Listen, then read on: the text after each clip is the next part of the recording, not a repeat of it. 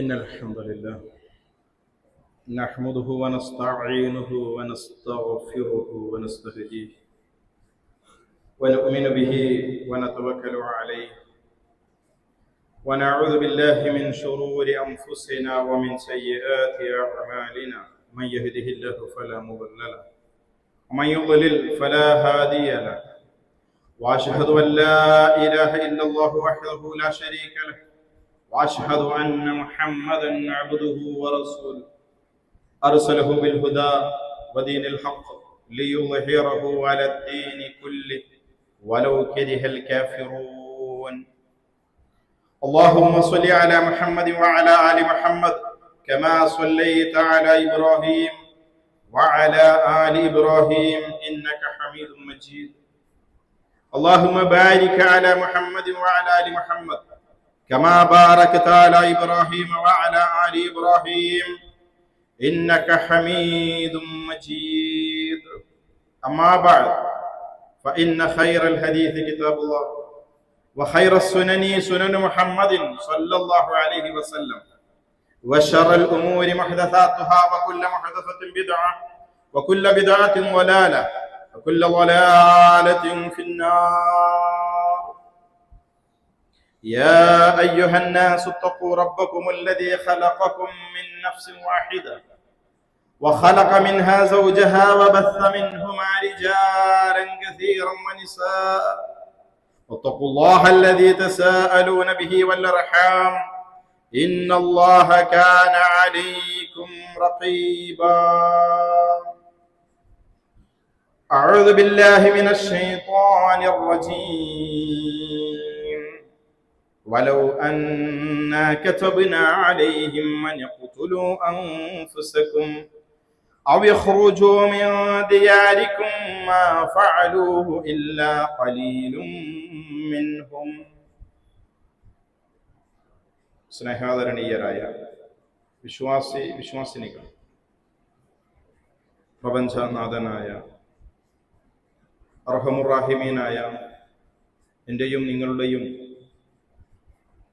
രഹസ്യ പരസ്യ വ്യക്തി കുടുംബ ജീവിതത്തെ കൃത്യമായി നിരീക്ഷിച്ചു കൊണ്ടിരിക്കുന്ന അല്ലാഹു സുബ്ഹാനഹു വ തആലയുടെ കൽപ്പനകളും വിരോധനങ്ങളും ജീവിതത്തിലുടനീളം പരമാവധി പാലിച്ച് നാളെ മരണാനന്തരം അവന്റെ മുൻപിൽ ഒരു വിചാരണയ്ക്ക് വേണ്ടി ഹാജരാക്കപ്പെടുമെന്ന ഉത്തമ ബോധ്യത്തോടുകൂടി ജീവിക്കണമെന്ന് എന്നെയും നിങ്ങളെയും ഓർമ്മപ്പെടുത്തുകയാണ്.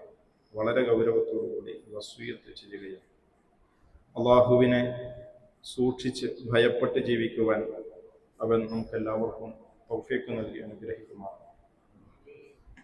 ഈ പ്രപഞ്ചത്തിലെ സർവമാന ജീവജാലങ്ങൾ അത് തനിക്ക് ഏറ്റവും സ്വാർത്ഥമായതിലേക്ക്, തന്നിലേക്ക്, തൻ്റെ കുടുംബത്തിലേക്ക്, തൻ്റെ കൂട്ടിലേക്ക്, വീട്ടിലേക്ക്, നാട്ടിലേക്ക് മനസ്സ് ബന്ധിതമായിട്ടുള്ള ഒരു അവസ്ഥയാണ് പ്രകൃതിയ ജന്മന ഊട്ടപ്പെട്ട ഒരു വികാരം. പ്രഗത്ഭനായ അമവി കാലഘട്ടത്തിലെ കവി അസ്മഈ അദ്ദേഹം പറയുകയുണ്ടായി, സലാസു ഖിസ്വാലിൻ ഫീ സലാസത്തി അസ്സുനാഫിൻ മിനൽ ഹയവാനിൽ ഇബ്നു തഹിന്നു ഫീ ഔതാനിഹ. ഒട്ടകം അതെപ്പോഴും അതിൻ്റെ നാടുമായി മാനസികമായി ഇഴചേർന്നതായി. യാത്രയ്ക്ക് കഴിഞ്ഞാൽ തിരിച്ച് അതിൻ്റെ നാട്ടിലേക്ക്, കൂട്ടിലേക്ക് വരുമ്പോൾ ധൃതിയിൽ നടക്കുന്ന ഒരു പ്രത്യേകമായ ക്യാരക്ടർ, സ്വഭാവം വെച്ച് പുലർത്തുന്ന ജീവിയാണ് ഒട്ടകം. അതുപോലെ തന്നെ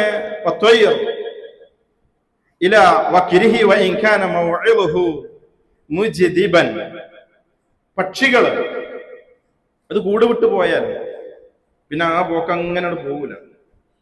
തിരിച്ച് വൈകുന്നേരം അതിൻ്റെ കൂട്ടിലേക്ക് തന്നെ എത്ര ദൂരം സഞ്ചരിച്ചാലും ആ കൂടിരിക്കുന്നത് ഒരു വരൾച്ചയുള്ള ഭൂപ്രദേശത്തായിരുന്നാലും ശരി, അത് കൂട്ടിലേക്ക് വൈകുന്നേരം മടങ്ങി വരും.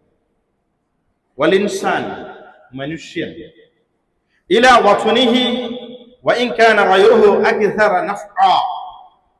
മറ്റു ഭൂപ്രദേശങ്ങളിൽ അവന് കൂടുതൽ ഉപകാരങ്ങൾ ഉണ്ടെങ്കിലും സ്വനാട്ടിലേക്ക് അവൻ മനസ്സ് ബന്ധിതനായവനായിരിക്കും. താൻ ജനിച്ചു വളർന്ന നാട്, താൻ ജീവിക്കുന്ന വീടും സംവിധാനങ്ങളും, അതിനോട് മനസ്സിണക്കം ഉള്ളവനായിരിക്കും എല്ലാ ജീവജാലങ്ങളും മനുഷ്യരുമാണ്. ഇന്ന് ആഗസ്റ്റ് മാസം 15-ാം തീയതി ഇന്ത്യ രാജ്യം ബ്രിട്ടീഷ് സാമ്രാജ്യത്വ ഭരണത്തിന് കീഴിൽ നിന്ന് സ്വാതന്ത്ര്യം നേടിയതിൻ്റെ വാർഷിക ആഘോഷിക്കുന്ന ദിവസത്തിൽ സ്വന്തം നാടിനോട്, ജനിച്ചു വളർന്ന നാടിനോട് കൂറുണ്ടാവുക, സ്നേഹമുണ്ടാവുക എന്നത് ഓരോ മനുഷ്യരിലും ഊട്ടപ്പെട്ടതാണ്. അത് ഉണ്ടാവേണ്ടത്. ആ നാട് സുരക്ഷിതമായി നിലനിൽക്കാൻ ഓരോരുത്തരും ആഗ്രഹിക്കേണ്ടതാണ്, അതിനു വേണ്ടി പരിശ്രമിക്കേണ്ടത്. ഇത് മനുഷ്യ ചരിത്രത്തിലേക്ക് നമ്മളൊന്ന് കണ്ണോടിച്ചാൽ നാടുകളോട്, സ്വന്തം ജന്മനാടുകളോടുള്ള സ്നേഹം ഇസ്ലാമിന്റെ പ്രവാചകൻ സ്വല്ലല്ലാഹു അലൈഹി വസല്ലമയുടെ ജീവിതത്തിൽ പല സന്ദർഭങ്ങളിൽ റസൂൽ അത് പ്രകടിപ്പിക്കും നമുക്ക് കാണാൻ സാധിക്കും. ആ രാജ്യത്ത് നിന്ന് പുറത്താക്കുക എന്നുള്ളത് ഒരു മനുഷ്യനെ ജീവിതത്തിൽ നിന്ന് പുറത്താക്കുന്നതിന് തുല്യമാണ്. ഒരാളെ കൊന്നുകളയുന്നതിന് തുല്യമാണ് താൻ ജനിച്ച വീട്ടിൽ നിന്ന്. അത് അനുഭവിക്കാത്തത് കൊണ്ട് പലപ്പോഴും നമുക്കത് ബോധ്യപ്പെട്ടുകൊള്ളണമെന്നില്ല. 25, 30, 40 വർഷക്കാലം ഒരു വീട്ടിൽ ജീവിച്ച്, നാട്ടിൽ ജീവിച്ച്, കച്ചവടം ചെയ്ത് താൻ സമ്പാദിച്ച് അതിൽ നിന്ന് ഒരാളെ നിർബന്ധപൂർവം പറിച്ചെറിയപ്പെടുക, അത് കൊന്നുകളയുന്നതിന് തുല്യമാണ്. വിശുദ്ധ ഖുർആൻ, ഞാൻ ഖുതുബയുടെ തുടക്കത്തിൽ നിങ്ങൾ കേൾപ്പിച്ച സൂറത്ത് നിസാഇന്റെ 66-ാമത്തെ ആയത്ത്, മറ്റു ചില സംഭവങ്ങളുമായി ബന്ധപ്പെട്ടുകൊണ്ട് അള്ളാഹു പ്രതിപാദിച്ച വചനമാണ്. അള്ളാഹു പറയുന്നു, വലൗ അന്നാ കതബ്നാ അലൈഹിം, നാം അവരോട് കൽപ്പിച്ചിരുന്നുവെങ്കിൽ, അൻ യഖ്തുലു അൻഫുസകും, നിങ്ങൾ നിങ്ങളെ തന്നെ ബലിയർപ്പിക്കണം, നിങ്ങൾ നിങ്ങളെ കൊല്ലണം എന്ന് അവരോട് നാം കൽപ്പിച്ചാൽ, അവ യഖ്റുജു മിൻ ദിയാരിക്കും, അല്ലെങ്കിൽ നിങ്ങൾ നിങ്ങളുടെ വീടുകളിൽ നിന്ന് പുറത്തേക്ക് പോകണം എന്ന് അവരോട് പറഞ്ഞാൽ, മാ ഫഅലുഹു ഇല്ലാ ഖലീലുൻ മിൻഹും, അവരിൽ നിന്ന് കുറച്ച് ആളുകൾ മാത്രമേ അത് സ്വീകരിക്കുകയുള്ളൂ എന്നാണ്. വീടുകളിൽ നിന്ന് പുറത്താക്കപ്പെടുന്നതിനെയും സ്വയം ജീവഹത്യ നടത്തുന്നതിനെയും ഒന്നിച്ച് ചേർത്തി ബന്ധിപ്പിച്ചുകൊണ്ടാണ് വിശുദ്ധ ഖുർആൻ പരാമർശിച്ചത്. അതിന് വീട് വിട്ട് നാട് വിട്ട് പോവുക, പുറത്താക്കപ്പെടുക എന്ന അത്രമാത്രം ക്രൂരമായ ഒരു പ്രവർത്തനമാണെന്ന് മനസ്സിലാക്കണം. റസൂലുള്ളാഹി സ്വല്ലല്ലാഹു അലൈഹി വസല്ലം വഹ്യ് കിട്ടുക 40 വയസ്സ് പൂർത്തിയായി 5-6 മാസം പിന്നിടുമ്പോൾ, ഒരു റമദാനിന്റെ 24 ദിവസം പിന്നിടുന്ന ഒരു രാവിൽ ജബലുൻ നൂറിന്റെ മുകളിൽ നിന്ന്, ഹിറക്കകത്ത് നിന്ന് ജിബ്രീൽ അലൈഹിസ്സലാത്തു വസ്സലാമിന്റെ സാന്നിധ്യത്തിൽ വിശുദ്ധ ഖുർആൻ 96-ാം അധ്യായം സൂറത്ത് അലക്കിന്റെ 1 മുതൽ 6 വരെയുള്ള 5 വരെയുള്ള ആദ്യത്തെ 5 വചനങ്ങൾ ഇറങ്ങി പേടിച്ച് വെപ്രാളപ്പെട്ട് പനി പിടിച്ച് പ്രവാചക പത്നി ഖദീജ റളിയല്ലാഹു തആല അൻഹയുടെ അടുക്കലേക്ക് കടന്നു വന്നു. എന്താണ് സംഭവിച്ചതെന്ന് അറിയാതെ ഇത്തരത്തിലുള്ള മതപരമായ വിഷയങ്ങളിൽ പൂർവ്വ ഗ്രന്ഥങ്ങളിൽ നിന്ന് അറിവുണ്ടായിരുന്ന, തൗറാത്തിൽ ജ്ഞാനം നേടിയ, തൗറാത്തിനെ അറബി ഭാഷയിലേക്ക് ട്രാൻസ്ലേറ്റ് ചെയ്ത ഖദീജ റളിയല്ലാഹു തആല അൻഹയുടെ അമ്മാവൻ വറഖത്ത് ബിൻ നൗഫലിന്റെ അടുക്കലേക്ക് റസൂലുള്ളാഹിയെ കൂട്ടിപ്പോവാ. പിറ്റത്തെ ദിവസം രാവിലെ, അപ്പോ ആ സമയത്ത് വറഖത്ത് ബിൻ നൗഫൽ ചോദിച്ചു, യാ ബന ഖൈ മാദാ തറ, എന്താ കണ്ടത്, എന്താ സംഭവിച്ചത്? ഫഅഖ്ബറഹു റസൂലുള്ളാഹി സ്വല്ലല്ലാഹു അലൈഹി വസല്ലം താൻ രാത്രി തലേസുണ്ടായ മുഴുവൻ അനുഭവവും അദ്ദേഹത്തിന്റെ മുൻപിൽ വിശദീകരിച്ചു കൊടുത്തു. ഖബറ മാ റഅ ഫഖാല ലഹു വറഖ, ആ സമയത്ത് വറഖത്ത് ബിൻ നൗഫൽ പറഞ്ഞു, ഹാദ നാമൂസ് അല്ലദീ നസലഹു അല്ലാഹു അലാ മൂസ, ഇത് നാമൂസ, ഇന്നലെ വന്നതേ തൗറാത്തിലെ ജിബ്രീൽ അലൈഹിസ്സലാത്തു വസ്സലാമിനെ പരിചയപ്പെടുത്തുന്ന പേര് നാമൂസ് എന്നായി. താങ്കളുടെ അടുക്കലേക്ക് വന്നത് മൂസായുടെ അടുക്കൽ ഇറക്കപ്പെട്ട നാമൂസ് ആകുന്നു. യാ ലൈതനി ഫീഹാ ജദഅ ലൈതനി അകൂനു ഹയ്യൻ ഇദ് യഖ്റുജുക ഖൗമുക. വറഖത്ത് ബിൻ നൗഫൽ പിന്നെ പറഞ്ഞ വാചകം, നിന്റെ ജനത നിന്നെ ഈ നാട്ടിൽ നിന്ന് പുറത്താക്കുന്ന ദിവസം ഞാൻ ജീവനോടെ ഉണ്ടായിരുന്നുവെങ്കിൽ ഞാൻ താങ്കളെ പിന്തുണക്കും, സഹായിക്കും. ഇത് കേട്ടപ്പോ 40 കൊല്ലവും 5-6 മാസവും പിന്നിട്ടിട്ടുണ്ട്. മക്കക്കാരുടെ കണ്ണിലുണ്ണിയായി, അൽ അമീനായി, സുദ്ദീഖായിക്കൊണ്ട്, സ്വാദിഖുൽ അസ്ദഖായിക്കൊണ്ട് അവർക്കിടയിൽ ജീവിച്ച, ഏറ്റവും നല്ല മാന്യന്റെ മകനായിക്കൊണ്ട് ജീവിച്ച അബ്ദുൽ മുത്തലിബിന്റെ യതീമായി കൊണ്ട് വളർന്നു വന്ന റസൂലുള്ളാഹി സ്വല്ലല്ലാഹു അലൈഹി വസല്ലം ഞെട്ടുകയും റസൂലുള്ളാഹിയുടെ തിരിച്ചുള്ള ചോദ്യം, അവ മുഖരിജയ്യഹും, അവര് എന്നെ പുറത്താക്കും, ഈ മക്കയിൽ നിന്ന് അവരെന്നെ പുറത്താക്കുകയോ എന്ന്. ഒന്ന് കണ്ണുരുട്ടി നോക്കിയിട്ടില്ല അതുവരെ, ഒന്ന് ഭീഷണിപ്പെടുത്തി സംസാരിച്ചിട്ടില്ല അതുവരെ. ജനങ്ങൾക്ക് മുഴുവൻ എല്ലാവരുടെയും ഇഷ്ടഭാഷണമായി കഴിഞ്ഞിരുന്ന താൻ ഈ നാട്ടിൽ നിന്ന് പുറത്താക്കപ്പെടുന്ന ഒരു ദിവസം വരാനിരിക്കുന്നുണ്ട് എന്ന് ആദ്യമായി വറഖത്ത് ബിൻ നൗഫലിന്റെ വായിൽ നിന്ന് കേട്ടപ്പോ റസൂലുള്ളാഹി സ്വല്ലല്ലാഹു അലൈഹി വസല്ലം തരിച്ചു പോവുക. എന്നിട്ട് അത് സംഭവിച്ചു. 13 വർഷങ്ങൾ പിന്നിടുമ്പോൾ തന്റെ 53ാമത്തെ വയസ്സിൽ മക്ക വിട്ട് മദീനയിലേക്ക് റസൂലുള്ളാഹി യാത്ര പോവുക, ഹിജ്റ പോകേണ്ടി വന്നു. അവിടെ ജീവിക്കാൻ അനുവദിക്കാതെ ആ ഹറമിന്റെ മുൻപിൽ മതാഫിൽ സുജൂദ് ചെയ്യാൻ സ്വാതന്ത്ര്യമില്ലാതിരുന്ന ഒരവസ്ഥ, തന്റെ വിശ്വാസം അനുസരിച്ചുകൊണ്ട് ജീവിക്കുവാനുള്ള വിശ്വാസ സ്വാതന്ത്ര്യം ഹനിക്കപ്പെട്ട ആ സാഹചര്യത്തിൽ അള്ളാഹുവിന്റെ കൽപ്പന പ്രകാരം യസ്രിബ് എന്ന മദീനയിലേക്ക് റസൂലുള്ളാഹി ഹിജ്റ പോകുമ്പോ ആ മക്കയുടെ അതിര് വിട്ട് മക്കയുടെ മലയുടെ മുകളിൽ കയറി നിന്നുകൊണ്ട് ആ മക്കയിലേക്ക് തിരിഞ്ഞു നിന്നുകൊണ്ട് റസൂലുള്ളാഹി സ്വല്ലല്ലാഹു അലൈഹി വസല്ലം പറഞ്ഞ ചില വാചകങ്ങളുണ്ട്. വല്ലാഹി ഇന്നക ലഖൈറു അർദില്ലാഹ്, അല്ലാഹുവേ തന്നെയാണ് സത്യം, അല്ലാഹുവിന്റെ ഭൂമികളിൽ മക്കേ നീയാണ് ഏറ്റവും, അല്ലാഹുവിന്റെ ഭൂമികളിൽ ഏറ്റവും ഖൈറായ ഭൂമി. വഅഹബ്ബു അർദില്ലാഹി ഇലല്ലാഹ്, അല്ലാഹുവിന് ഏറ്റവും ഇഷ്ടമുള്ള ഭൂമി, ഭൂമികളിൽ ഏറ്റവും നല്ല ഭൂമി, ഭൂമികളിൽ അല്ലാഹുവിന് ഏറ്റവും ഇഷ്ടമുള്ള ഭൂമി മക്ക രാജ്യമേ, അത് നീയാകുന്നു. വലൗലാ അന്നി അഖ്റജതു മിൻകി മാ ഖറജ്തു, ഒരിക്കലും നിന്റെ ജനത നിന്നിൽ നിന്ന് എന്നെ പുറത്താക്കിയിട്ടില്ലായിരുന്നുവെങ്കിൽ ഞാൻ ഒരിക്കലും ഈ മക്ക രാജ്യം വിട്ട് ഞാൻ പുറത്തു പോകുമായിരുന്നില്ല. അതിനാണ് ഹുബ്ബുൽ വതൻ, രാജ്യസ്നേഹം എന്ന് പറയുന്നത്. ജനിച്ചു വളർന്ന നാടിനോട് ഒരു വിശ്വാസി വെച്ചു പുലർത്തേണ്ട ഒരു സ്നേഹമുണ്ട്. എല്ലാവരും ഏത് നാട്ടിലായിരുന്നാലും ശരി, അതായിരുന്നു പ്രവാചകൻ സ്വല്ലല്ലാഹു അലൈഹി വസല്ലമ അത് സന്ദർഭത്തിൽ പ്രകടിപ്പിച്ചത്. റസൂലുള്ളാഹി പോയി മദീനയിലേക്ക്. ഹിജ്റ പോയാൽ ഇസ്ലാമിലെ ഒരു നിയമമുണ്ട്, പിന്നെ മടങ്ങാൻ പാടില്ല. എവിടേക്ക് ഹിജ്റ പോയോ അത് അദ്ദേഹത്തിന്റെ നാടാണ്. മദീനയിലേക്ക് ഹിജ്റ പോയി, പിന്നെ ആ നാട് റസൂലുള്ളാഹിയുടെ നാട് മദീനയാണ്, പിന്നെ മക്കയല്ല. മക്ക ഫതഹ് ഉണ്ടായിട്ടുണ്ട്, പിടിച്ചടക്കിയിട്ടുണ്ട്. ആ പിടിച്ചടക്കി മക്ക ഫതഹ് കഴിഞ്ഞ് റസൂലുള്ളാഹി തിരിച്ചു പോയിട്ടുണ്ട്. മക്കയിലേക്ക് റസൂലുള്ളാഹി ഹജ്ജിന് വന്നിട്ടുണ്ട്. ആ ഹജ്ജ് പൂർത്തിയാക്കി 19 ദിവസം കഴിഞ്ഞ് റസൂലുള്ളാഹി മദീനയിലേക്ക് തിരിച്ചു പോയിട്ടുണ്ട്. മദീന പട്ടണം വിട്ട് എന്തെങ്കിലും യുദ്ധാവശ്യങ്ങൾക്കോ മറ്റു ആവശ്യങ്ങൾക്കോ റസൂലുള്ളാഹി മദീന വിട്ട് പുറത്തേക്ക് പോയാൽ തിരിച്ചു മദീനയിലേക്ക് വരുമ്പോൾ അനസ് ഇബ്നു മാലിക് റളിയല്ലാഹു അൻഹു പറയുന്നു, അന്ന നബിയ സ്വല്ലല്ലാഹു അലൈഹി വസല്ലം കാന ഇദാ ഖദിമ മിൻ സഫരിൻ ഫനദറ ഇലാ ജുദറാത്തിൽ മദീന, മദീനയുടെ ചുമരുകൾ, മദീന പട്ടണത്തിനകത്തുള്ള വീടുകളുടെ ചുമരുകൾ, ആ പട്ടണ ഭാഗം പ്രവാചകൻ കണ്ണുകൊണ്ട് ദർശിച്ചാൽ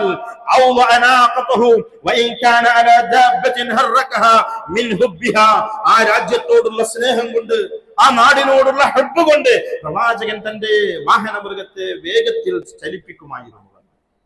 അങ്ങാടി കാണാനായാൽ, നാട് കാണാനായാൽ അതിനു മുമ്പ് കണ്ടത് മണൽപ്പരപ്പ് മാത്രമാണ്. മണൽപ്പരപ്പ് വിട്ട് തന്റെ ജീവിത പ്രദേശം കാണുമ്പോൾ അതിനോടുള്ള ഹുബ്ബ് കൊണ്ട് വേഗത്തിൽ തന്റെ യാത്രാ മൃഗത്തെ ചലിപ്പിച്ചിരുന്ന പ്രവാചകൻ ആ ജനന നാടിനോടുള്ള ഹുബ്ബ് വെച്ചു പുലർത്തിയ പ്രവാചകനായിരുന്നു. ഈ ചരിത്രത്തിൽ ധാരാളം അനുഭവം, ഒരുപാട് വിശാലമാണ് ചരിത്രം. 4 ഖലീഫമാരുടെ ഭരണകാലഘട്ടത്തിന് ശേഷം ഇസ്ലാമിന്റെ ഭരണം ഏറ്റെടുത്ത മുആവിയ റളിയല്ലാഹു അൻഹു മുമ്പ് സൂചിപ്പിച്ചിട്ടുണ്ട്. ഖലീഫയല്ല, രാജാവാണ്, 1ാമത്തെ രാജാവ്. അദ്ദേഹം ഒരു വിവാഹം കഴിച്ചു. അദ്ദേഹത്തിന്റെ ഭരണകേന്ദ്രം ഡമസ്കസ് ആയിരുന്നു, ഇന്നത്തെ സിറിയയിൽ നിലകൊള്ളുന്ന ഡമസ്കസ്. അദ്ദേഹം തബൂക്കിന്റെ പരിസര പ്രദേശത്ത് നിന്ന് കൽബ് ഗോത്രത്തിൽ നിന്ന് വിവാഹം കഴിച്ചു, സുന്ദരിയായ ഒരു സ്ത്രീ. അതിലുണ്ടായ മകനാണ് യസീദ്, 2ാമത്തെ രാജാവായി മുആവിയക്ക് കാലശേഷം ഭരണാധികാരിയായ യസീദ് ബിൻ മുആവിയ റളിയല്ലാഹു അൻഹു. ആ വിവാഹം കഴിച്ച് രാജകൊട്ടാരത്തിനകത്തേക്ക് ഈ സ്ത്രീ ചെന്നപ്പോ അവരവിടെ വെച്ച് പട്ടുപാടുകയാണ്, എനിക്കെന്റെ ഗ്രാമമാണ് ഇഷ്ടം, അവിടെയുള്ള വറുതിയിലും ഭീതിപ്പെടുത്തുന്ന ആ മലമ്പ്രദേശങ്ങളുമാണ് ഈ രാജകൊട്ടാരത്തിനകത്തുള്ള സുഖജീവിതത്തെക്കാൾ ഞാൻ ആഗ്രഹിക്കുന്നത് എന്ന് മുആവിയ റളിയല്ലാഹു അൻഹു അദ്ദേഹം മകൻ യസീദിനെയും ഉമ്മയെയും അവരുടെ ഗോത്രത്തിലേക്ക് തബൂക്കിലേക്ക് തിരിച്ചയക്കുകയായിരുന്നു. ഇത് ഏതൊരു മനുഷ്യനിലും ജന്മന ഊട്ടപ്പെട്ട് കിടക്കുന്ന ഈ ഒരു അവസ്ഥ, ആ അവസ്ഥയെ നമ്മൾ എന്ത് ചെയ്യേണ്ടതുണ്ട്? കൃത്യമായി തിരിച്ചറിയേണ്ടതുണ്ട്. മഹാനായ ബിലാൽ റളിയല്ലാഹു അൻഹു, അദ്ദേഹത്തിന് അറിയില്ലായിരുന്നു മദീനയിലേക്ക് ഹിജ്റ പോയിട്ട് തിരിച്ച് ഇനി മക്കത്തേക്ക് തന്നെ വരും എന്നൊരു പ്രതീക്ഷ ഉണ്ടായിരുന്നു. ഇപ്പത്തെ പ്രശ്നം സോൾവ് ചെയ്യാൻ വേണ്ടി പോയതാണ്, നിങ്ങൾ തിരിച്ചു വരുന്നുണ്ട്. ഹിജ്റ പോയാൽ പിന്നെ തിരിച്ചു വരാൻ പാടില്ല എന്ന നിയമം അറിയാത്ത സന്ദർഭം. മദീനയ്ക്ക് ഒരു സ്വഭാവമുണ്ട്, ശക്തമായ ചൂട്, പനി ബാധിക്കും. മദീനത്തെ പനി എന്ന് പറയുന്ന ഒരു പ്രശസ്തമായ പനിയാണ്. ആ പനി പിടിച്ചിട്ട് റസൂലുള്ളാഹിന്റെ വാപ്പ മരിച്ചു, ആ പനി പിടിച്ചിട്ട് റസൂലുള്ളാഹിന്റെ ഉമ്മ മരിച്ചു. മദീന രാജ്യത്തിന്റെ ക്ലൈമറ്റിന്റെ സ്വഭാവത്തെപ്പെട്ടത്. ആയിഷ റളിയല്ലാഹു തആല പറയുന്നുണ്ട്, തലയിലെ മുടിയൊക്കെ കൊഴിഞ്ഞു പോയി, പനി ബാധിച്ച് ചൂട് കൂടി. ബിലാൽ റളിയല്ലാഹു അൻഹു മദീനയിലെ തെരുവുകളിലൂടെ നടക്കുകയായിരുന്നു. ശക്തമായ പനി ബാധിച്ച് രോഗബാധിതനായി മക്ക രാജ്യത്ത് അദ്ദേഹം തിരിച്ച് സ്വപ്നം കാണുകയാണ്. വകാന ബിലാൽ ഇദാ ഉഖ്ലിയ അൻഹു യർഫഉ അഖീറതഹു വയഖൂൽ അലാ ലൈത ശിഅരി ഹൽ അബീതന ലൈലതൻ ബിവാദിൻ വഹൗലി ഇദ്ഖിർ വജലീൽ.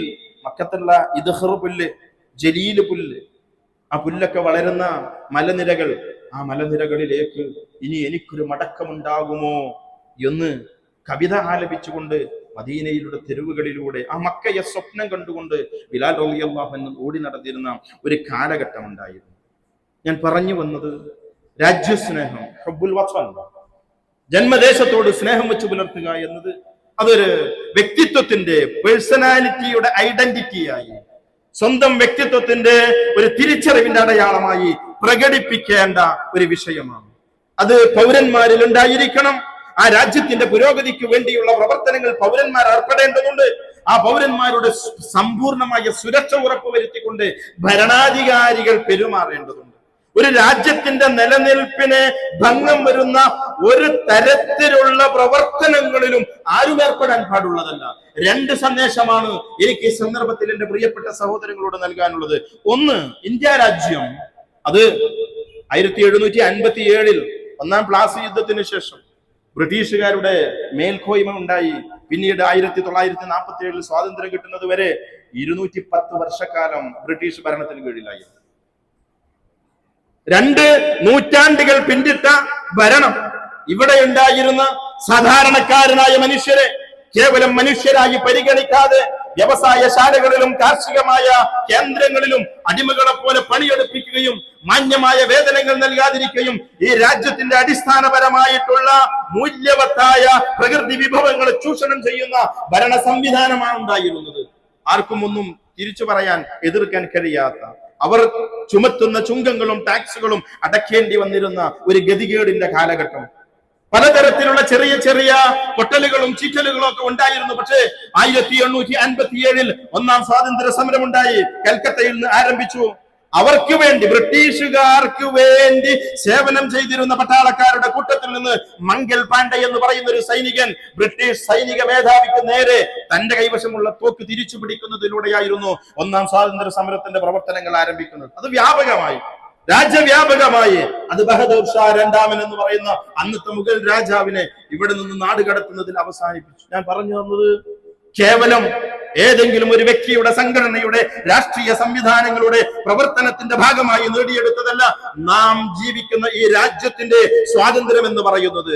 മറിച്ച് ഒന്നാം സ്വാതന്ത്ര്യ സമരത്തിന് ശേഷം ഒരു തീജ്വാല പോലെ പടർന്നു പിടിച്ച രണ്ടാം സ്വാതന്ത്ര്യ സമര പ്രവർത്തനങ്ങൾ, അത് മലപ്പുറം ജില്ലയിൽ സംഭവിച്ച മലബാർ സമരം മുതൽ ക്വിറ്റ് ഇന്ത്യ സമരങ്ങൾ വരെ, ജാലിയൻ വാലാബാഗ് മുതൽ മലപ്പുറം ജില്ലയിലെ സാധാരണക്കാരെ അമർത്തിക്കൊണ്ട് വാഗൻ ട്രാജഡി പോലെയുള്ള സംഭവങ്ങൾ, രാജ്യത്തിന്റെ മുക്കുമൂലകളിൽ സ്വാതന്ത്ര്യത്തിന് വേണ്ടിയുള്ള പോരാട്ടങ്ങൾ, അത് എല്ലാ ജാതി മതവിഭാഗങ്ങളും ഒന്നിച്ചു നിന്നുകൊണ്ട് നേടിയെടുത്തതാണ്. അതിൽ പേരെടുത്ത് പറയേണ്ട കേരളത്തിലെ വ്യക്തിത്വങ്ങളുണ്ട്. മുഹമ്മദ് അബ്ദുറഹ്മാൻ സാഹിബിനെ പോലെയുള്ള, ഈ മൊയ്തു മൗലവിയെ പോലെയുള്ള കേരളത്തിൽ പ്രഗത്ഭരായിരുന്ന രാഷ്ട്രീയ നേതാക്കന്മാർ, അതിർത്തി ഗാന്ധി എന്നറിയപ്പെടുന്ന ഖാൻ അബ്ദുൽ ഗഫാർ ഖാനെ പോലെയുള്ള ആളുകൾ, ഈ സ്വതന്ത്ര ഇന്ത്യയിലെ ഒന്നാമത്തെ വിദ്യാഭ്യാസ മന്ത്രിയായിരുന്ന മൗലാന അബുൽ കലാം ആസാദിനെ പോലെയുള്ള ആളുകൾ, ഒരിക്കലും ആ പേരുകളെ തമസ്കരിക്കുവാൻ ചില ശക്തികൾ പരിശ്രമിക്കുന്നുണ്ടെങ്കിലും ഓർത്തെടുക്കുകയും നമ്മുടെ മുൻതലമുറ, എന്റെ ശബ്ദം കേൾക്കുന്ന ആളുകളുടെ വല്യപ്പുമാർ, അവർ അനുഭവിച്ച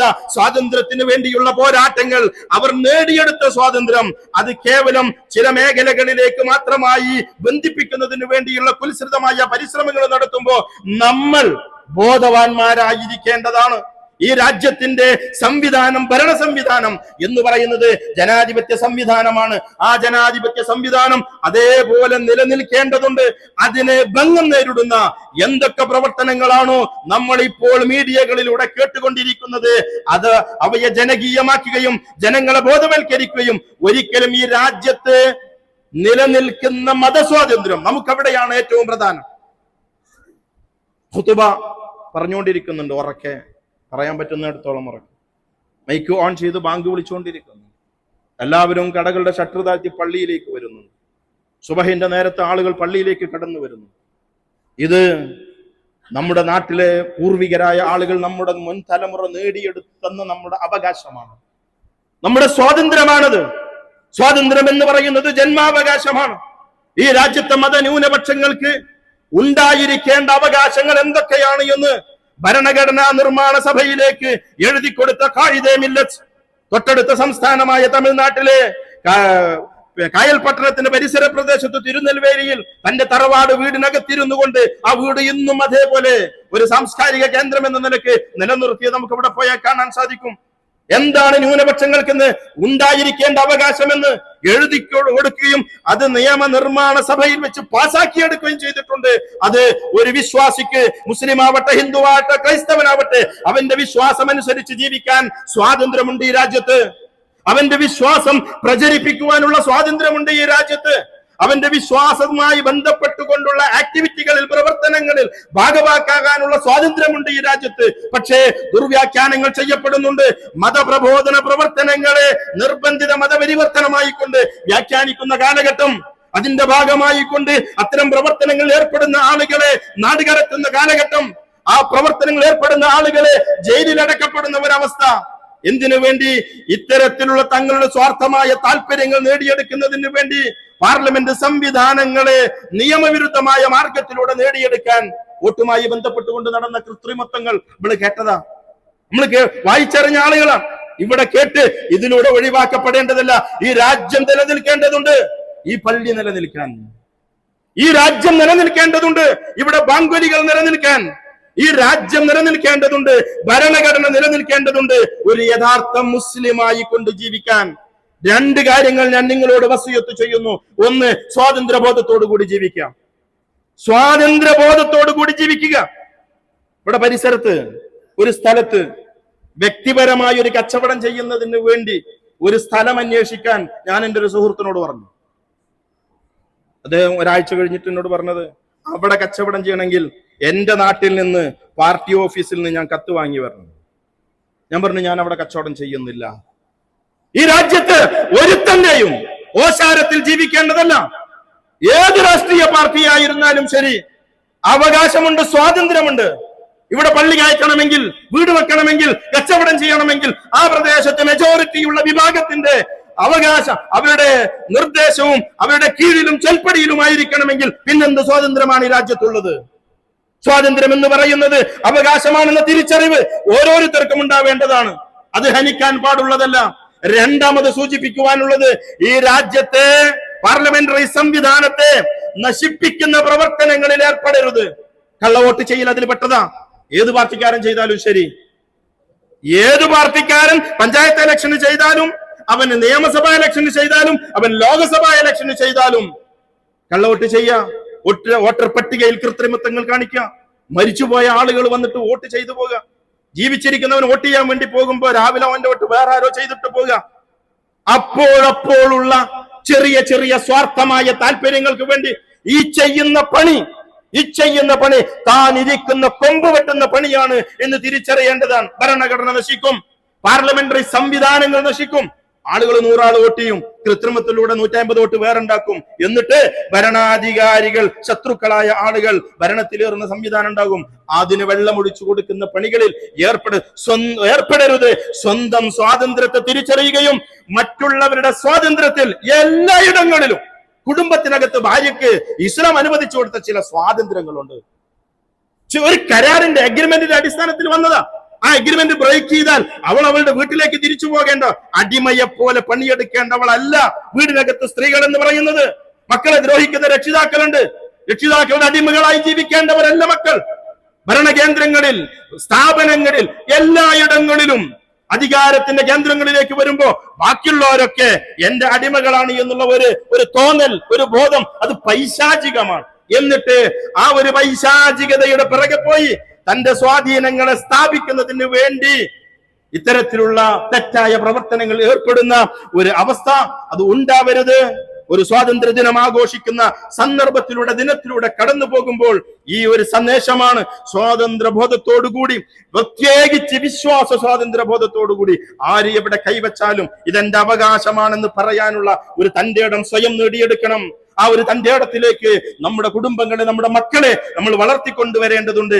ആരുടെയെങ്കിലും ചെൽപ്പടിക്ക് കീഴിൽ നിന്നുകൊണ്ട് അവർ പറയുന്നതിനനുസരിച്ച് റാൻമോളികളായി നിന്നുകൊടുക്കേണ്ടവരല്ല നമ്മൾ എന്നുള്ള ഒരു തിരിച്ചറിവ് ഈ വിഷയത്തിൽ ഉണ്ടാവണം. ഈ രാജ്യം നശിച്ചു പോകാതിരിക്കാൻ എന്താണോ ഓരോരുത്തരെ കൊണ്ടും സാധിക്കുക. ഒരു പൂർവികരുണ്ടായിരുന്നു. എന്റെ പ്രിയപ്പെട്ട കുട്ടികളോട് എനിക്ക് പറയാനുള്ളത്, 2 സ്വാതന്ത്ര്യ സമരങ്ങൾ നടന്നിട്ടുണ്ട്. അതിന്റെ ചരിത്രങ്ങൾ നിങ്ങൾ പഠിക്കും. ആ 2 സ്വാതന്ത്ര്യ സമരങ്ങളിലും ഈ ഉമ്മത്തിന്റെ സേവനം എന്തായിരുന്നുവെന്ന് നിങ്ങൾ പഠിക്കണം. അതിലുണ്ടായിരുന്ന നേതാക്കന്മാരുടെ ജീവിത ചരിത്രങ്ങൾ നിങ്ങൾ പഠിക്കണം. അതിൽ തൂക്കിലേറ്റപ്പെട്ട, ജീവൻ നഷ്ടപ്പെട്ട ഒരുപാട് ആളുകളുണ്ട്. അതിൽ ഒരുപാട് ആളുകളെ ആൻഡമാനിലേക്കും മറ്റു ദ്വീപുകളിലേക്കും നാടുകടത്തപ്പെട്ട ഒരുപാട് ആളുകളുണ്ട്. സ്വന്തം ജീവിതത്തിന്റെ, കുടുംബത്തിന്റെ, തറവാട്ടിന്റെ സമ്പത്ത് മുഴുവൻ സ്വാതന്ത്ര്യ സമര പോരാട്ടങ്ങൾക്ക് വേണ്ടി ചെലവഴിച്ച ആളുകളുണ്ട്. തങ്ങളുടെ നാവ് ചലിപ്പിക്കാൻ കഴിവുണ്ടായിരുന്ന ആളുകൾ പ്രസംഗങ്ങൾ കൊണ്ട് തെരുവുകളെ കോരിത്തെരിപ്പിച്ച കാലഘട്ടം ഉണ്ടായിരുന്നു. സ്വന്തമായി പത്രസ്ഥാപനങ്ങൾ നടത്തി, വീട്ടിൽ നിന്ന്, തറവാട്ടിൽ നിന്ന് പണം കൊണ്ടുവന്ന് പ്രസ് നടത്തി ജനങ്ങൾക്കിടയിൽ പത്രങ്ങൾ വിതരണം ചെയ്തുകൊണ്ട് ഭരണകൂടത്തിന്റെ തെറ്റായ നയങ്ങൾക്കെതിരെ പ്രതികരിച്ചിരുന്ന ആളുകൾ ഉണ്ടായിരുന്നു. ഈ ചരിത്രം ആവർത്തിക്കപ്പെടേണ്ടതുണ്ട്. ബോധവൽക്കരണങ്ങൾ നടക്കേണ്ടതുണ്ട്. ഈ രാജ്യം ഇപ്പോൾ നിലയ്ക്കുന്ന അവസ്ഥയിൽ തന്നെ നിലനിൽക്കുകയും ചെയ്യേണ്ടതുണ്ട്. അല്ലാഹു സുബ്ഹാനഹു വ തആല ഏതൊരു രാജ്യത്താണോ ജനിച്ചത്, ഇവിടെ നമ്മൾ ജനിച്ചതുകൊണ്ട് ഇതുമായി ബന്ധപ്പെട്ട് ചേർത്തി പറയുന്നു മാത്രം, ഒരു മനുഷ്യൻ എവിടെയാണോ ജനിക്കുന്നത് അവിടെ ആ രാജ്യത്തോടുള്ള കൂറ് വെച്ച് പുലർത്തിക്കൊണ്ട്, ആ രാജ്യത്തിന്റെ സുരക്ഷയുമായി ബന്ധപ്പെട്ട പ്രവർത്തനങ്ങളിൽ സഹായങ്ങൾ ചെയ്തുകൊണ്ട്, ഒരിക്കലും മറ്റുള്ളവരുടെ സ്വാതന്ത്ര്യങ്ങളിൽ, മറ്റുള്ളവരുടെ അവകാശങ്ങളിൽ ഒരു തരത്തിലുള്ള ഇടപെടലുകളും നടത്താതെ, മറ്റുള്ളവരുടെ സ്വാതന്ത്ര്യങ്ങളെ ഹനിച്ചു കളയാത്ത രീതിയിലുള്ള ഒരു യഥാർത്ഥ നല്ല ജീവിതം, ഒരു മുത്തഖയുടെ, ഒരു സൂക്ഷ്മതയുള്ളവന്, റബ്ബിനെ ഭയപ്പെടുന്നവന്, ഒരു തെറ്റായ പ്രവർത്തനങ്ങളൊക്കെ തെരഞ്ഞെടുപ്പുമായി ബന്ധപ്പെട്ട് നടത്തുമ്പോൾ ഇതൊക്കെ അള്ളാഹ് കാണുന്നുണ്ട് എന്ന ഒരു തിരിച്ചറിവ് വിശ്വാസികൾക്ക് ഉണ്ടാവണം. ഞാൻ പിടിച്ച കൊടിയുടെ കളറല്ല അവൻ പിടിച്ച കൊടിയുടെ കളറ് എന്നതിന്റെ പേരിൽ അവനോട് പകയും വെറുപ്പും വെച്ചു പുലർത്തുകയും കൊലപാതകം തന്നെ നടത്തേണ്ടി വന്നാൽ അത് തന്നെ നടത്താൻ സന്നദ്ധരായി നടക്കുന്ന ഒരു പൈശാചിക കൂട്ടമായി കൊണ്ട് ഒരിക്കലും നമ്മൾ മാറിപ്പോകാൻ പാടില്ല. സ്വാതന്ത്ര്യ ബോധത്തോടു കൂടി ജീവിക്കുക. അല്ലാഹു സുബ്ഹാനഹു വ തആല ജീവിക്കുന്നിടത്തോളം കാലം സ്വാതന്ത്ര്യ ബോധത്തോടുകൂടി അവകാശങ്ങളെ ഉയർത്തിപ്പിടിച്ചുകൊണ്ട്, വിശ്വാസ സ്വാതന്ത്ര്യത്തോടുകൂടി, കർമ്മ സ്വാതന്ത്ര്യത്തോടുകൂടി, ഇസ്ലാമിക പ്രബോധന സ്വാതന്ത്ര്യങ്ങളെ അനുഭവിച്ചുകൊണ്ട് ജീവിക്കുവാനുള്ള തൗഫീഖിനെ അല്ലാഹു സുബ്ഹാനഹു വ തആല പ്രദാനം ചെയ്യുമാറാണ്.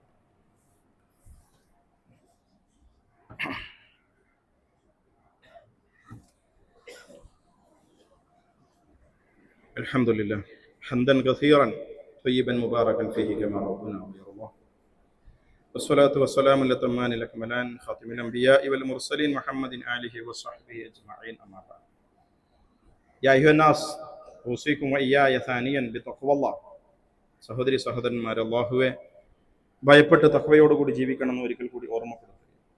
കഴിഞ്ഞ ഖുത്ബയിൽ 2ാമത്തെ ഭാഗത്ത് സഹവിന്റെ സുജൂദുമായി ബന്ധപ്പെട്ടുകൊണ്ട് നമസ്കാരത്തിലെ ഒരു വർധനവുണ്ടായാൽ ഓർമ്മയുണ്ടാവും എന്നാണ് ഞാൻ കരുതുന്നത്.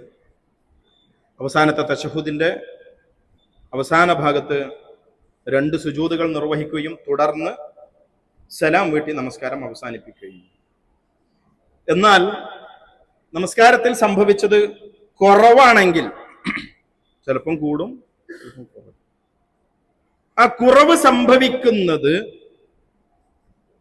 നമസ്കാരം ബാത്തിലായി മാറാൻ സാധ്യതയുള്ള റുക്നുകളിൽ ഏതെങ്കിലും ഒന്നാണ് കുറഞ്ഞതെങ്കിൽ നിസ്കാരത്തിൽ നിർബന്ധമായി ഉണ്ടാവേണ്ട 14 കാര്യങ്ങൾ, അതിലൊന്നു പോയാൽ അതിൽ പെട്ടതാണ് ഫാത്തിഹ.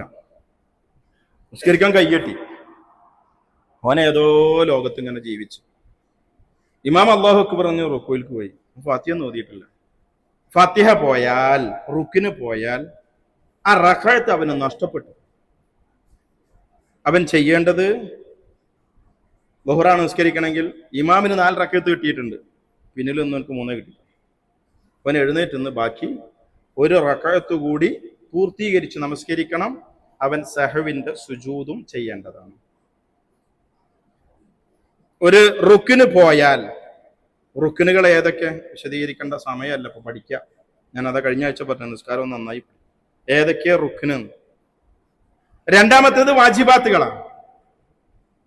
വാജിബാത്തുകളിൽപ്പെട്ട ഏതെങ്കിലും ഒന്ന് ബോധപൂർവം ഉപേക്ഷിച്ചാൽ, ഒരാൾ വെറുതെ റുക്കോയിലെത്തി സുബ്ഹാന റബ്ബിയൽ അലീം എന്ന് 1 തവണ പറയൽ വാജിബാണ്. റുക്കോ ചെയ്യൽ റുക്കിന. ഒരാൾ റുക്കോ ഇല്ലാതെ സുജൂദിലേക്ക് പോയ ആ റക്അത്ത് പോയി. റുക്കോയിൽ ചെന്നു, ഒന്നും മിണ്ടാതെ അങ്ങനെ നിന്നു, ബോധപൂർവം. മറന്നതാണെങ്കിൽ പ്രശ്നമില്ല, സഹവിന്റെ സുജൂദ് ചെയ്താൽ മതി. ബോധപൂർവം ഉപേക്ഷിച്ചാൽ ആ റക്അത്ത് നഷ്ടത്തിലാണ്. രണ്ടാമത്തെ ആ റക്അത്ത് പൂർത്തീകരിച്ചിട്ടില്ലെങ്കിൽ, ളുഹ്ർ നിസ്കരിക്കുമ്പോൾ അവൻ ആ റക്അത്ത് പൂർത്തീകരിച്ചിട്ടില്ലെങ്കിൽ ളുഹ്ർ 3 റക്അത്ത് നിസ്കരിക്കണവനായി മാറും. അതോടുകൂടി ആ നിസ്കാരം ബദലാണ്. ളുഹ്ർ 3 റക്അത്ത് നിസ്കരിച്ചാൽ, മഗ്രിബ് 2 റക്അത്ത് നിസ്കരിച്ചാൽ. അതുകൊണ്ട് റുക്കിനുകൾ നഷ്ടപ്പെട്ടാൽ ആ റുക്കിനെ തിരിച്ചു പിടിക്കണം. വാജിബാത്തുകളാണ് നഷ്ടപ്പെട്ടതെങ്കിൽ വാജിബാത്തിനെ തിരിച്ചു പിടിക്കേണ്ടതില്ല.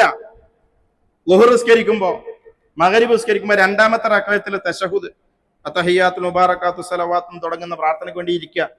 ആ ഇരുത്തം വാജിബിൽ പെട്ടതാണ്. ഒരാൾ ളുഹ്ർ നിസ്കരിക്കുമ്പോൾ രണ്ടാമത്തെ റക്അത്തിൽ ഓർമ്മയില്ലാണ്ട് എണീറ്റു, തിരിച്ച് അടുത്ത 3ാമത്തെ റക്അത്തിലേക്ക് പ്രവേശിച്ച് ഫാത്തിഹ ഓതി തുടങ്ങിയിട്ടുണ്ടെങ്കിൽ അവൻ തിരിച്ചു പോകേണ്ടതില്ല. പക്ഷെ എഴുന്നേൽക്കാൻ അങ്ങനെ തുടങ്ങുന്ന സമയത്ത് ഓർമ്മ വന്ന സ്പോട്ടിൽ ഇരിക്കാം. അടുത്ത റുക്കിനയിലേക്ക് പ്രവേശിച്ചാൽ റുക്കിനിൽ നിന്ന് തിരിച്ചു മടക്കമില്ല. 1ാമത്തെ റുക്കിന് കഴിഞ്ഞ് 2ാമത്തെ റുക്കിന്, 2ാമത്തെ റക്അത്ത് കഴിഞ്ഞ് 3ാമത്തെ റക്അത്ത്, 3ാമത്തെ റക്അത്തിന് 2ാമത്തെ റക്അത്തില് തശഹുദിന് വേണ്ടി ഒരു മടങ്ങി വന്നൊരു ഇരുത്തല്ല. എണീക്കാൻ വേണ്ടി പുറപ്പെടുമ്പോ മധ്യത്തിലൊക്കെ എത്തിയിട്ടാണ് ഫാത്തിഹ ഓതി തുടങ്ങിയില്ല, എണീറ്റ് ഇങ്ങനെ നിന്നിട്ടുള്ളൂ, അപ്പോഴും ഇരുന്ന് നിസ്കരിക്കും. പക്ഷെ ഫാത്തിഹ ഓതി അടുത്ത റുക്കിന് ആരംഭിച്ചാൽ പിന്നെ വാജിബാത്തിലേക്ക് തിരിച്ചു മടങ്ങാൻ പാടില്ല. അപ്പൊ 2ാമത്തെ റക്അത്തിന് തശഹുദിന് പോയാൽ അവൻ നമസ്കാരത്തിന്റെ അവസാന സമയത്ത് എന്ത് ചെയ്യണം? അവൻ വാജിബിനെ സഹുവിന്റെ സുജൂദ് കൊണ്ട് പരിഹരിക്കപ്പെടും. റുക്കിനെ സഹവിന്റെ സുജൂദ് കൊണ്ട് പരിഹരിക്കപ്പെടുകയില്ല. റുക്കിന് തിരിച്ചു പിടിക്കണം. റക്അത്ത് പോയ റക്അത്ത് പൂർത്തിയാക്കണം, ഫാത്തിഹ പോയ ഫാത്തിഹ പൂർത്തിയാക്കണം. പൂർത്തിയാക്കിക്കൊണ്ട് നിർവഹിക്കേണ്ടതുണ്ട്. ആ സഹവിന്റെ സുജൂദിന്റെ രീതി ശ്രദ്ധിക്കുക. നമസ്കാരത്തിൽ വർധനവാണ് സംഭവിച്ചതെങ്കിൽ തശഹുദ് പൂർത്തിയാക്കി 2 സുജൂദ് ചെയ്ത് സലാം വീട്ടേണ്ടതാണ്. എന്നാൽ നമസ്കാരത്തിൽ കുറവാണ് സംഭവിച്ചതെങ്കിൽ തശഹുദ് പൂർത്തിയാക്കി അവൻ സലാം വീട്ടണം. സലാം വീട്ടിക്കഴിഞ്ഞ് അവൻ 2 സഹവിന്റെ സുജൂദുകൾ ചെയ്യണം. എന്നിട്ട് വീണ്ടും സലാം വീട്ടണം. പറഞ്ഞത് ബോധ്യപ്പെട്ടിട്ടുണ്ടാവും എന്നാണ് മനസ്സിലായത്. നമസ്കാരത്തിൽ വർധനവ് സംഭവിച്ചാൽ ആദ്യം തശഹുദ്, പിന്നെ 2 സുജൂദുകൾ, പിന്നെ സലാം വീട്ടൽ. നമസ്കാരത്തിൽ കുറവ് സംഭവിച്ചതിന് വേണ്ടി നിർവഹിക്കുന്ന സഹവിന്റെ സുജൂദാണെങ്കിൽ ആദ്യം തശഹുദ്, പിന്നീട് സലാം വീട്ടൽ, പിന്നീട് സഹവിന്റെ സുജൂദ്, പിന്നീട് 2ാമത് സലാം വീട്ടുക. 2 തവണ സലാം വീട്ടേണ്ടതുണ്ട്. ഇതാണ് നിസ്കാരത്തിൽ കുറവുണ്ടായി കഴിഞ്ഞാൽ. ജമാഅത്ത് ഇങ്ങനെ നടക്കും, ഇമാമും സലാം വീട്ടും, ഒപ്പം മൗമൂമിങ്ങൾ 150 ആളുണ്ടെങ്കിൽ 150 ആളും സലാം വീട്ടും. പക്ഷെ അവനാന് റുക്കിന് പോയോ? അവനാനെല്ലാം വാജിബും കിട്ടിയിട്ടുണ്ടോ? ഇതൊക്കെ നിസ്കാരത്തിൽ ശ്രദ്ധിക്കേണ്ട, ബോധത്തോടുകൂടി കോൺസെൻട്രേഷനോടുകൂടി നിസ്കരിക്കണം എന്ന് കഴിഞ്ഞ ആഴ്ച. ആ നിസ്കരിക്കുന്ന ആൾക്കാർക്കാണ് ഞാൻ ഫാത്തിഹ ഓതിയോ, ഞാൻ സുബ്ഹാന റബ്ബിൽ അലീ എന്ന് പറഞ്ഞിക്കണോ, ഞാൻ സുബ്ഹാന റബ്ബിൽ ആല എന്ന് പറഞ്ഞിക്കണോ എന്ന തിരിച്ചറിവൊക്കെ ഉണ്ട്. പിന്നെ നിസ്കാരത്തിൽ സുന്നത്തുകളുണ്ട്. സുബ്ഹാന റബ്ബിൽ അലീം, സുബ്ഹാന റബ്ബിൽ ആല 1 തവണ പറയൽ വാജിബ, അത് വർദ്ധിപ്പിക്കൽ സുന്നത്താകുന്നു. ഒരാൾ വർദ്ധിപ്പിച്ചാൽ 1 തവണ പറഞ്ഞാൽ നിസ്കാരം സ്വഹീഹ, 3 തവണ പറഞ്ഞാൽ അത് നിസ്കാരം സ്വഹീഹ. ആ സുന്നത്തുകൾ നഷ്ടപ്പെട്ടാൽ, സുന്നത്ത് നഷ്ടപ്പെട്ടാൽ സഹവിന്റെ സുജൂദ് ചെയ്യേണ്ടതില്ല. നിസ്കാരത്തിന് ഒരു ഭംഗവും വരൂല, പ്രതിഫലത്തിൽ ഏറ്റക്കുറച്ചിലുണ്ടാവും. റസൂലുള്ള പറഞ്ഞിട്ടുണ്ട് 10 മുതൽ 700 ഇരട്ടി വരെ കൂലിന്ന്. ചില ആൾക്കാർക്ക് 10 ഇരട്ടി ഉണ്ടാവും, ചില ആൾക്കാർക്ക് 50 ഇരട്ടി, ചിലർക്ക് 100 ഇരട്ടി, ചിലർക്ക് 700 ഇരട്ടി ഉണ്ടാവും. ഇത് ഓരോരുത്തരുടെയും ഇഖ്ലാസ്, അവന്റെ നിയ്യത്ത്, അവന്റെ തഖ്വ, അവന്റെ ഖുശൂഅ്, അവന്റെ സുന്നത്തുകളെ പാലിക്കൽ, ഇതനുസരിച്ചു കൊണ്ടായിരിക്കും അവന്റെ പ്രതിഫലം നൽകപ്പെടുക. അതുകൊണ്ട് നമസ്കാരം എന്ന് പറയുന്ന ഇസ്ലാമിലെ ഏറ്റവും സുപ്രധാനമായ കർമ്മത്തെ അതിന്റെ ഏറ്റവും പൂർണ്ണതയിൽ നിർവഹിക്കാൻ ആവശ്യമായ അറിവ് കരസ്ഥമാക്കിക്കൊണ്ട് സൂക്ഷ്മതയോടെ ശ്രദ്ധയോടെ നിർവഹിക്കാൻ ശ്രമിക്കുക. അല്ലാഹു സുബ്ഹാനഹു വ തആല തൗഫീഖ് നൽകുമാറാവട്ടെ. നമ്മുടെ ഒരുപാട് സഹോദരങ്ങൾ ഗുരുതരമായ രോഗബാധിതരായി, ക്യാൻസറും അതുപോലെ തന്നെ ബൈപ്പാസ് സർജറിയൊക്കെ ബന്ധപ്പെട്ടുകൊണ്ട് ദുആക്ക് വേണ്ടി വസിയത്ത് ചെയ്യപ്പെട്ട അല്ലാഹു സുബ്ഹാനഹു വ തആല രോഗം കൊണ്ട് പ്രയാസം അനുഭവിക്കുന്ന നമ്മുടെ മുഴുവൻ സഹോദരങ്ങൾക്കും ശിഫായിനെ ആശ്വാസത്തെ പ്രദാനം ചെയ്യുമാറാണ്. എല്ലാ നിലക്കുമുള്ള ആശ്വാസത്തെയും സാമ്പത്തികമായ, മാനസികമായ, ശാരീരികമായി അനുഭവിക്കുന്ന എല്ലാവിധ പ്രയാസങ്ങളും നമ്മുടെ സഹോദരങ്ങൾക്ക് അള്ളാഹു ആശ്വാസം പ്രദാനം ചെയ്യുമാറാവും. നമ്മിൽ നിന്ന് നമുക്ക് മുൻപ് അള്ളാഹു തിരിച്ചു വിളിച്ച ആളുകൾക്ക് അള്ളാഹു മഗ്ഫിറത്തിനെ പ്രദാനം ചെയ്യുമാറാവട്ടെ. അവന്റെ മർഹമത്താകുന്ന സ്വർഗ്ഗലോകത്ത് അള്ളാഹു നമ്മെ ഏവരെയും ഒരുമിച്ച് കൂട്ടുമാറാവട്ടെ. اللهم اغفر للمؤمنين والمؤمنات والمسلمين والمسلمات الأحياء منهم والأموات إنك مجيب الدعوات يا قاضي الحاجات. اللهم أجرنا من النار، اللهم أجرنا من النار، اللهم أجرنا من النار. اللهم ادخلنا الجنة يا رب العالمين. ربنا آتنا في الدنيا حسنة وفي الآخرة حسنة وقنا عذاب النار. ربنا اغفر لنا ولإخواننا الذين سبقونا بالإيمان ولا تجعل في قلوبنا غلا للذين آمنوا ربنا إنك رؤوف رحيم. وصلى الله على محمد وسلم والحمد لله رب العالمين.